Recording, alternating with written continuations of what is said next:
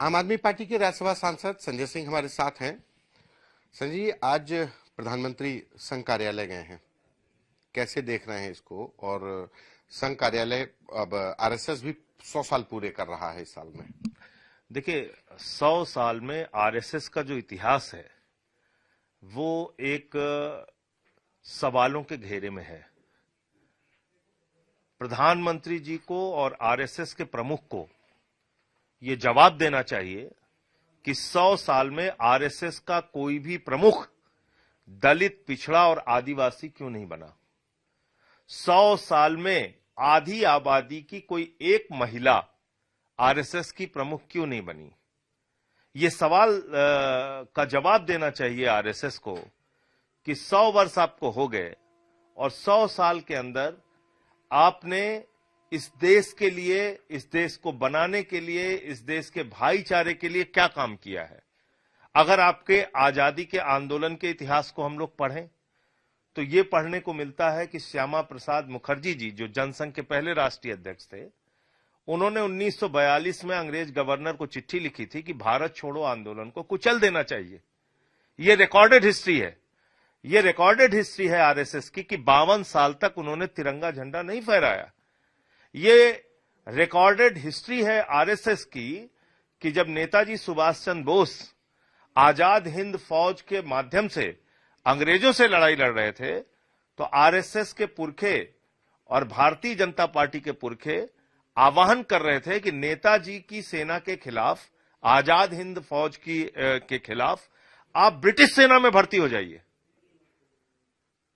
श्यामा प्रसाद मुखर्जी मुस्लिम league के साथ सरकार बनाते हैं। 3 राज्यों के अंदर 1942 में जो सिंध प्रांत है, नॉर्थ वेस्ट फ्रंटियर है और बंगाल है, वहां पे फजलुल हक के उप मुख्यमंत्री थे श्यामा प्रसाद मुखर्जी। कौन है फजलुल हक? जो हिंदुस्तान पाकिस्तान बनने के बाद पाकिस्तान का गृह मंत्री बना। तो इन सवालों का जवाब कौन देगा? 100 साल का आरएसएस का जो इतिहास है, आज वो कई सवाल खड़े कर रहा है और इसका जवाब प्रधानमंत्री और आरएसएस प्रमुख को देना चाहिए। लेकिन आरएसएस का तो स्लोगन है राष्ट्र सर्वोपरि। वो तो राष्ट्रभक्ति की बात करते हैं, राष्ट्र सेवा की बात करते हैं। उनके राष्ट्र में दलित नहीं आता, उनके राष्ट्र में पिछड़ा नहीं आता, उनके राष्ट्र में महिलाएं नहीं आती, उनके राष्ट्र में मुसलमान नहीं आता, उनके राष्ट्र में सिख नहीं आता, उनके राष्ट्र में आदिवासी नहीं आता। उनका राष्ट्र का मानक क्या है? क्या मानक है उनके राष्ट्र का? सिर्फ चंद जातियां जो भारतीय जनता पार्टी की मानसिकता को और उनकी विचारधारा को सपोर्ट करें। राष्ट्र बना है 144 करोड़ लोगों से और उनका प्रतिनिधित्व आपको सुनिश्चित करना पड़ेगा। तब आपका राष्ट्रीय परिप्रेक्ष्य में आपकी उपलब्धि आंकी जाएगी और गिनी जाएगी। बात अगर इतिहास की करें तो इतिहास में इस समय पर औरंगजेब चर्चा में है, अब सालार गाजी को लेकर के भी चर्चा में, और अब राणा सांगा पर बहस छिड़ी हुई है कि बात इस बात पर कि बीजेपी कह रही है कि राणा सांगा वीर योद्धा थे, लेकिन विपक्ष कह रहा है कि राणा सांगा ने बाबर को बुलवाया, बाबर की वजह से यहाँ पर एक बाबर को आमंत्रित करने वाले राणा सांगा थे। इसको लेकर के बहुत हमलावर है। देखिए, ऐसा है कि पहले बात करते हैं औरंगजेब की। औरंगजेब एक क्रूर शासक था। उसने अपने भाई का सर काटा, उसने अपने पिता को बंदी बना के रखा। औरंगजेब एक क्रूर शासक था और ये भी इतिहास में मिलता है कि उसने कई मंदिरों को तोड़ने का काम किया। उसकी क्रूरता के बारे में आप पढ़ाना चाहते हैं, बिल्कुल पढ़ाइए, मेरा इससे इनकार नहीं है। उसकी क्रूरता के बारे में आप पढ़ाइए। लेकिन औरंगजेब का साथ देने वाले कौन लोग थे, उनके बारे में आप नहीं पढ़ाएंगे। उनके वंशजों को आप उप मुख्यमंत्री बनाएंगे भारतीय जनता पार्टी के अंदर। इसका मतलब आप राष्ट्र के साथ गद्दारी करने वाले लोगों के पक्ष में खड़े हैं। भाई, छत्रपति शिवाजी महाराज के खिलाफ औरंगजेब का साथ किसने दिया? राजा जयसिंह ने, राजा जसवंत सिंह ने। हम छत्रपति शिवाजी महाराज को अपना प्रेरणा स्रोत मान सकते हैं, उनको अपना योद्धा मान सकते हैं, लेकिन औरंगजेब का साथ देने वाले जयसिंह कि परिवार के लोग किस पार्टी में हैं, क्या उनको पद दे रखा है। तो आप राष्ट्रभक्ति पे बात कर रहे हैं, भारतीय जनता पार्टी के लोग। तुम किसके साथ खड़े हो? तुम औरंगजेब के साथ मिलकर तलवार चलाने वाले और औरंगजेब के साथ मिलकर छत्रपति शिवाजी महाराज को गिरफ्तार कराने वालों के पक्ष में और उनके साथ खड़े हो। राणा सांगा एक योद्धा थे, इसमें कहीं कोई संदेह नहीं। 80 घाव उन्होंने अपने शरीर पे खाए। राणा सांगा ने बाबर से लड़ाई लड़ी है। बाबर नामे का एक अंश उठा के राणा सांगा को कोट करना और गलत तरीके से प्रचारित करना बिल्कुल ठीक नहीं है, यह गलत है। महाराणा प्रताप, राणा सांगा ये योद्धा थे, इन्होंने लड़ाई लड़ी। लेकिन अब वहां फिर दूसरी बात आ जाती है, महाराणा प्रताप के खिलाफ अकबर की सेना का सेनापति कौन था? मान सिंह। उनके साथ कौन खड़ी है? मान सिंह के साथ, उनके वंशजों के साथ भारतीय जनता पार्टी। तो हमेशा इतिहास का सच्चाई से मूल्यांकन करना चाहिए, झूठा नहीं, अपने सुविधा के हिसाब से नहीं। सुविधाजनक सत्य मत बोलिए, सत्य बोलिए। राणा सांगा बाबर से लड़े, ये मान रहे हैं? बिल्कुल, बाबर से लड़ाई लड़ी, उसका इतिहास है। उन्होंने अपने शरीर पे 80 घाव खाए। भाई, आप राणा सांगा के योद्धा होने पे सवाल नहीं उठा सकते।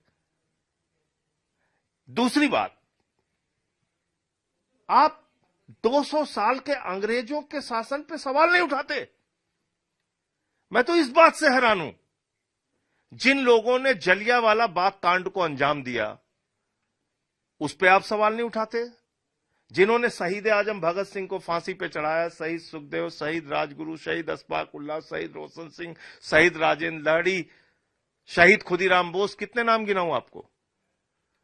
जिन्होंने 200 साल तक हिंदुस्तान को गुलाम बनाकर रखा, उन अंग्रेजों की क्रूरता के बारे में हमको क्यों नहीं पढ़ाया जा रहा है, क्यों नहीं बताया जा रहा है? उसकी वजह जान लीजिए आप। क्योंकि उनके साथ आरएसएस खड़ी थी। हमारे क्रांतिकारियों की, हमारे राष्ट्र के नायकों के खिलाफ मुखबिरी करने का काम अंग्रेजों के साथ मिलकर किसने किया? आरएसएस के लोगों ने किया। इसके साक्ष्य और प्रमाण है। इन्होंने अंग्रेजों से माफी मांगी है, इसके साक्ष्य और प्रमाण है। आप मुगलों का नाम सुनेंगे भाजपाइयों के मुंह से, कभी भी भाजपाइयों के मुंह से अंग्रेजों का नाम नहीं सुनेंगे। क्यों नहीं बोलते भाई? सुविधाजनक सत्य बोलोगे, सत्य नहीं बोलोगे। सत्य बोलो ना, सुविधाजनक सत्य कैसे बोलोगे? अब अगर उत्तर प्रदेश की करें तो उत्तर प्रदेश में जब जुमे की नमाज हुई तो कहा गया कि सड़कों पर नमाज नहीं होगी। पहले से ये नियम था।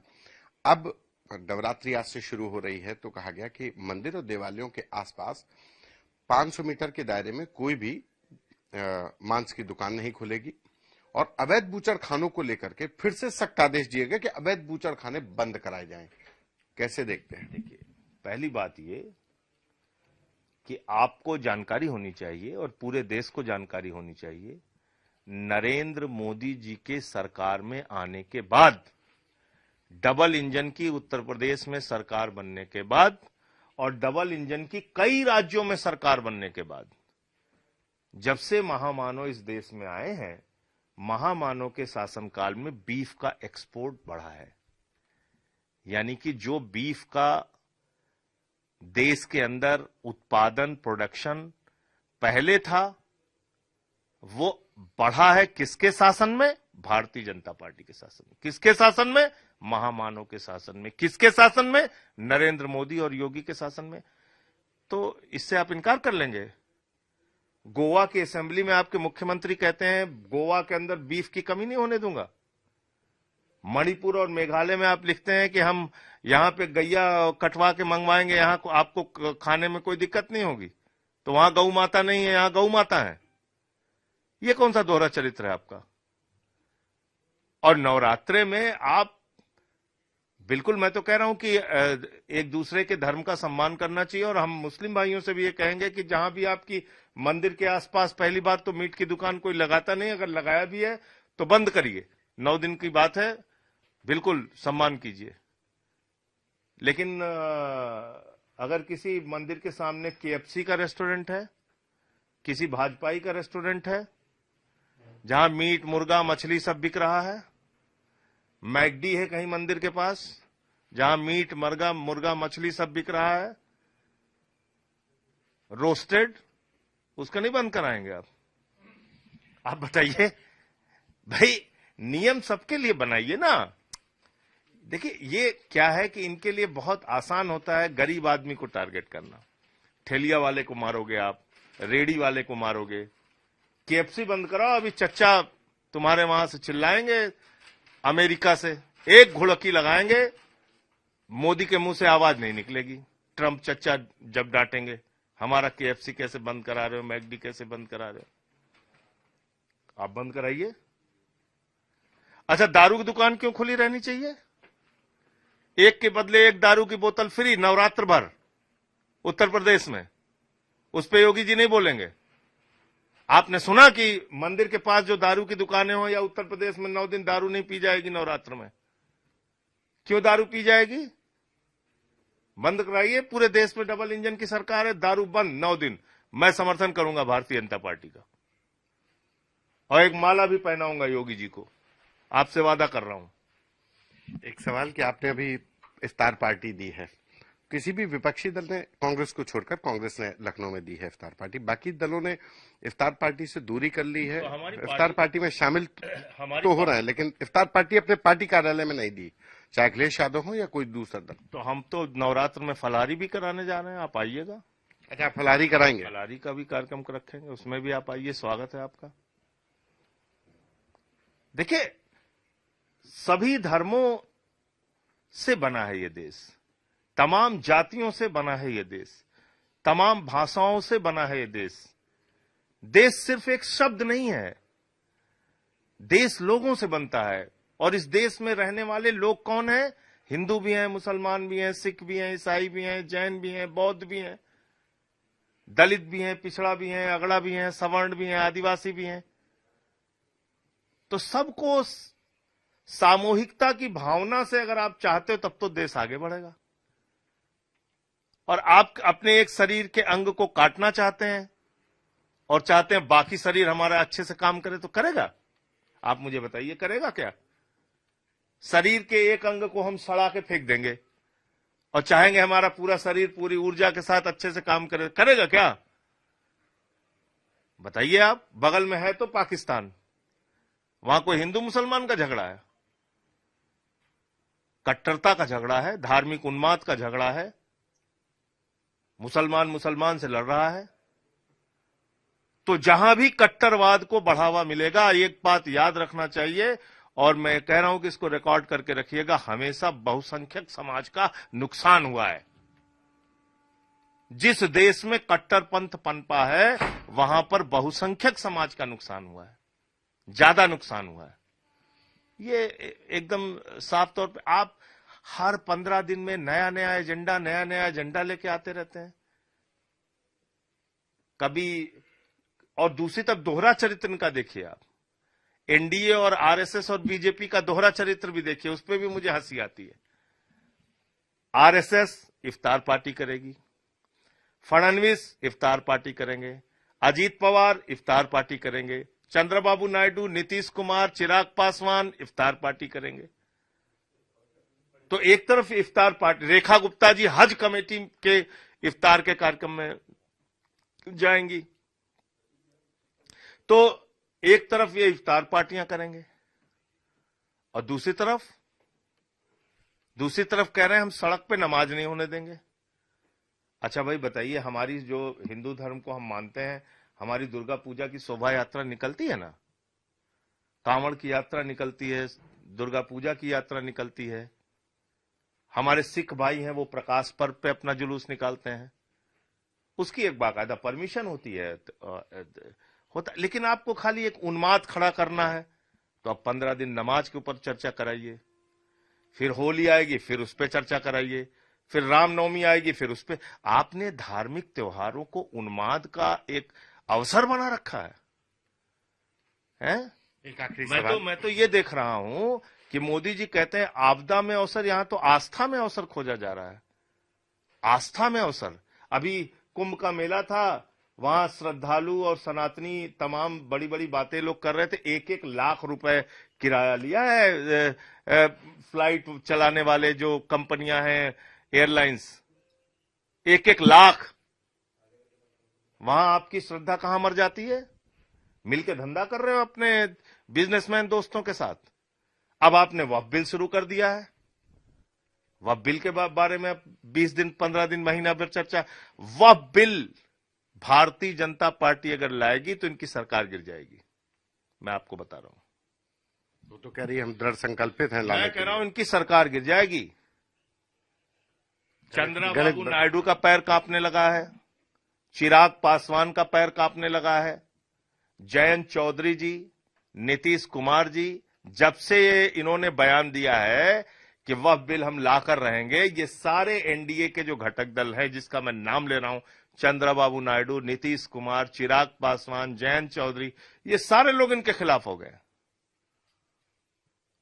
और ये सरकार गिर जाएगी, मैं बता रहा हूं, अगर वक्फ बिल आ गया तो इसलिए तो लेकर नहीं आएगी। मुझे लगता है कि इनकी हिम्मत नहीं होगी लाने की, और लाएंगे तो सरकार गिरेगी, मैं आपको बता रहा हूं। ये मैं आपको बता रहा हूं। और वह बिल है कि आप मतलब आप अगर उस पर निष्पक्ष अपनी राय रखिए, उसमें क्या क्या लिखा गया है। उसमें लिखा गया है कि 5 साल तक कोई मुसलमान अगर प्रैक्टिसिंग मुस्लिम होगा तभी वो दान कर सकता है, वक्फ कर सकता है। अब आप बताइए, किसी हिंदू के लिए यह शर्त लगाई जाए, या सिख के लिए शर्त लगाई जाए, या ईसाई के लिए, कि आप 5 साल तक तो पहले अपने धार्मिक जो प्रयोजन है उसका पूरा पालन कीजिए। आप धार्मिक हैं कि नहीं ये हम टेस्ट करेंगे। आप कितने वक्त की नमाज पढ़ते हैं, कितना पूजा करते हैं, तब आप दान दे सकते हैं। भाई, दान देने के लिए धार्मिक होना कहां लिखा हुआ है? हम नास्तिक भी हैं तब भी हम दान दे सकते हैं। यह है वक्फ बिल में। वक्फ बिल में क्या लिखा हुआ है? कहते हैं सच्चर कमेटी ने कहा है कि 12,000 करोड़ रुपए की कमाई हो सकती है अगर वक्फ के संपत्तियों का सदुपयोग किया जाए। वक्फ की संपत्तियां क्या है? वक्फ की संपत्तियां हैं मस्जिद। तो सारे मौलाना मस्जिद में टिकट लगाएं, भाई जोहर की नमाज का इतना रुपया लेंगे, मगरिब की नमाज का इतना रुपया लेंगे, इशा की नमाज का इतना रुपया लेंगे, वो कमाई करें मस्जिद से। ये सिस्टम है नहीं, ठीक है ना? फिर क्या है? वक्फ की जमीन में क्या है? कब्रिस्तान है। मुर्दा गाड़ने का हम आपसे पैसा लेंगे, वहां हम आपसे कमाई करेंगे। तो 12,000 करोड़ रुपए की कमाई कहां करेंगे आप?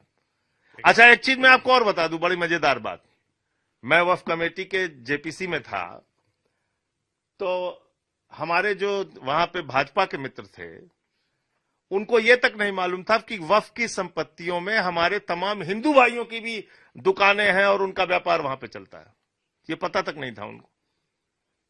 तो मैंने दिल्ली के जो टेनेंट एसोसिएशन था वक्फ का, उसको मैंने आमंत्रित किया। वो लोग आए तो ये लोग हैरान हो गए। कोई अरोड़ा था, कोई अग्रवाल था, कोई, तो वो वक्फ की संपत्तियों पर उनकी दुकानें चल रही हैं सैकड़ों साल से।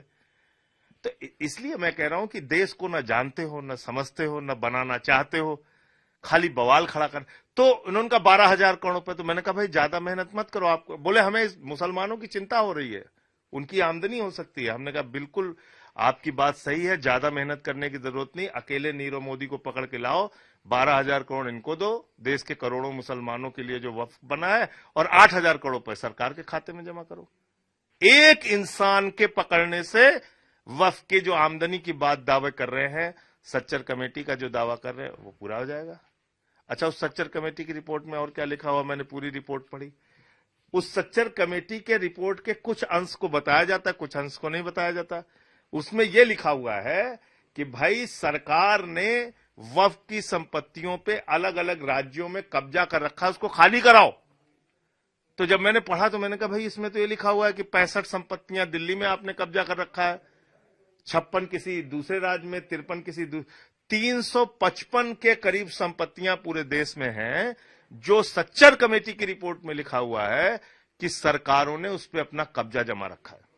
सरकार कह रही है कि जिन्हीं प्रॉपर्टीज को ही तो रेगुलेट करने के लिए हम वक्फ बिल लेकर के आ रहे हैं। अभी तक क्या है आपको पता है?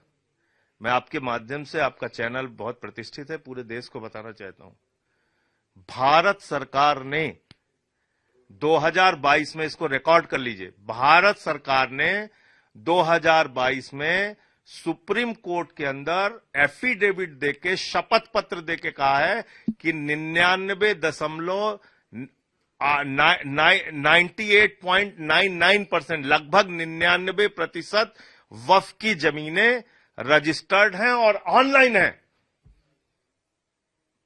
यह किसने कहा है?